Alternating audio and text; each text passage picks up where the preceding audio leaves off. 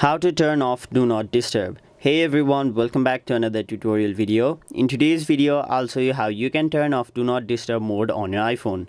So, if the Do Not Disturb mode is turned on your iPhone, you won't receive any notification, any calls on your iPhone. So, if you want to turn this feature off, what you'll have to do is simply go to the control panel by swiping down from the right side of your screen, and once you've done that, you can see that Do Not Disturb is turned on. So, in order to turn this off, simply tap on it, and then you can see various options such as do not disturb personal, sleep, driving, work, etc. So all you have to do is simply tap on where it says do not disturb, and then as this option went from white to black, this means that this option has been turned off. So if you look closely, you won't see the moon icon near the time. So if do not disturb is turned on, this type of icon will appear, meaning your phone is in do not disturb.